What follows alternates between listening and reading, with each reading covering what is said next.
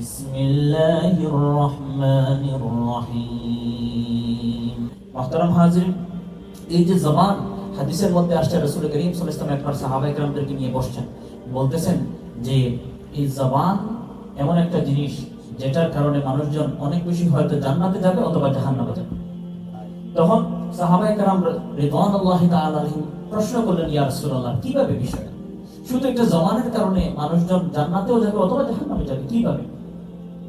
তখন হযরত রাসূলুল্লাহ সাল্লাল্লাহু আলাইহি ওয়াসাল্লাম বললেন, যেই মানুষটা নামাজ পড়ে, রোজা রাখে, হজ করে, যাকাত দেয়, তিলাওয়াত করে, তাসবিহ তাহলিল সবকিছুই করে, কিন্তু তার নেইবারের সাথে, হাদিসে এরকম আসছে, নেইবারের সাথে, প্রতিবেশীর সাথে, তার কমিউনিটি মানুষের সাথে সম্পর্কটা খারাপ, কথার মাধ্যমে সে আঘাত দেয়, কথার মাধ্যমে সে কষ্ট দেয়, হার্শ ওয়ার্ড ইউজ করে, হার্ট করে এবং হেট স্পিচ করে, সেই মানুষটা তার অনেক বেশি নামাজ, আমল, বন্দেগী, ইবাদত অনেক বেশি থাকার পরেও সে জাহান্নামে যাবে, অনলি বিকজ তার মুখের জন্য, তার জবানের জন্য। এবং রাসূল করিম সাল্লাল্লাহু আলাইহি ওয়াসাল্লাম বলতেছেন, অন্য একটি ব্যক্তি শুধু দৈনন্দিন যে আমলগুলো করে, নামাজ, হজ, জাকাত, বেসিক জিনিসগুলো করে, কিন্তু তার জবানটা বড় চমৎকার। সে মানুষের সাথে যখন কথা বলে, মানুষজন শান্তি পায়। যখন মানুষের সাথে সে কথা বলে, তখন মানুষজন ভালো ফিল করে যে না, তার কথা শুনে। তার জবানটা বড় চমৎকার। সে জবানের মাধ্যমে মানুষকে শান্তি দিয়ে থাকে।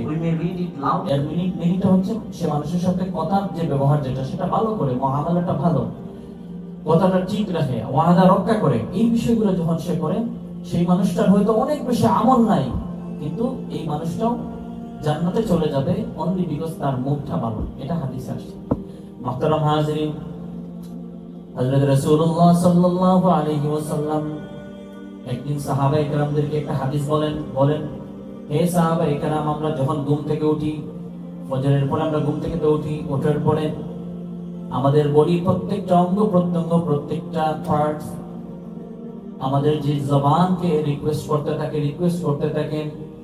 আমাদের জবানকে সে অনেক বেশি, প্রত্যেকটা অঙ্গ, হাত, পাও, হার্ট, সবকিছু জবানকে রিকোয়েস্ট করে, হে জবান, তুমি তোমাকে কন্ট্রোল করো, কারণ তুমি যদি কন্ট্রোলে থাকো তাইলে আমরাও নিরাপদ। সুবহানাল্লাহ।